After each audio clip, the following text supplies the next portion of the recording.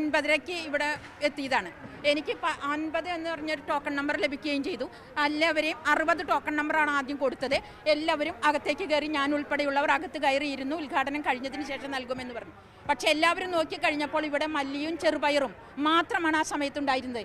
ഇപ്പോൾ ഇതാ അരി കുറച്ചിവിടെ വന്നിരിക്കുന്നുണ്ട്.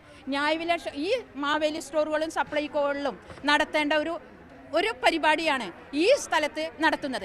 പണ്ടൊക്കെ എന്ന് പറഞ്ഞാൽ എല്ലാ ആഘോഷങ്ങൾക്കും എല്ലാ ചന്തകളും എല്ലാ സാധനങ്ങളും സജ്ജമായി കഴിഞ്ഞിട്ടുണ്ടായിരിക്കും, എന്നിട്ടാണ് ഉദ്ഘാടനം നടത്തുന്നത്. ഇത് ആർക്ക് വേണ്ടിയാണ് ഉദ്ഘാടനം നടത്തുന്നത്? കാരണം പൊതുവിപണിയിൽ ഇത്രയും വില കുതിച്ചു കയറിക്കൊണ്ടിരിക്കുമ്പോൾ പാവപ്പെട്ട ജനങ്ങൾ ഏറ്റവും അധികം ആശ്രയിക്കുന്നത് ഇത്തരം ഷോപ്പുകളെയാണ്. അവിടെ ന്യായവിലയ്ക്ക് സാധനങ്ങൾ ലഭിക്കാൻ, അത്യാവശ്യ സാധനങ്ങൾ പോലും ലഭിക്കാൻ കഴിയാത്തൊരു സാഹചര്യമാണ് നിലനിൽക്കുന്നത്. മാവേലി സ്റ്റോറിൽ കഴിഞ്ഞ ഓണത്തിന് 1/2 കിലോ വീതമാണ് ഈ സബ്സിഡി ഇനങ്ങൾ നൽകിയത്. അതിനുശേഷം മാവേലി സ്റ്റോറുകളിൽ സാധനങ്ങളേ ഇല്ല. ഇന്നലെ ഞാൻ മാവേലി സ്റ്റോറിൽ വിളിച്ചു ചോദിച്ചപ്പോൾ പറഞ്ഞത് 2 ഐറ്റം വന്നിട്ടുണ്ട്, ഉഴുന്നും അരിയും. അത് നോൺ സബ്സിഡിയാണ്.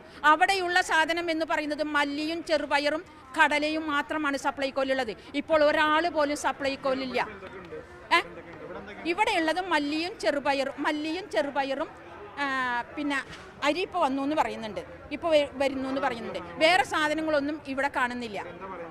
ഇവർ പറയുന്ന സാധനങ്ങൾ വരും എന്നാണ് പറയുന്നത്. അങ്ങനെയാണെങ്കിൽ വന്നിട്ട് ഉദ്ഘാടനം നടത്തിയാൽ പോരെ സാറേ? ഇത്രയധികം ജനങ്ങളെ വെയിലത്ത് വരി നിർത്തിയിട്ട് 10, 60, 70, 100, 100 ചില്ലാനം പേരെ വരിയിൽ നിർത്തി കഴിഞ്ഞിട്ട് അവരെല്ലാം കയറി വരുമ്പോൾ ഈ പാക്കറ്റ് ഐറ്റംസ് കാണാനാണ്. ഇത് ഞങ്ങളുടെ അടുത്ത കടകളിൽ നിന്ന് വാങ്ങിക്കാൻ സാർ അവർക്ക് കൊടുത്തുകൂടെ? ഞങ്ങൾക്ക് അവർ ഞങ്ങളുടെ അയൽവാസികളാണ്. ഞങ്ങൾ എന്തിനാണ് ഇങ്ങോട്ട് വരുന്നത്? പൊതുവിപണിയിലെ വിലക്കയറ്റം രൂക്ഷമായ സാഹചര്യത്തിൽ ന്യായവിലയ്ക്ക് സർക്കാർ നൽകുന്ന സാധനങ്ങൾ ന്യായവിലയ്ക്ക് കിട്ടും എന്നുള്ളൊരു പ്രതീക്ഷയോടുകൂടിയാണ് നമ്മൾ വരുന്നത്.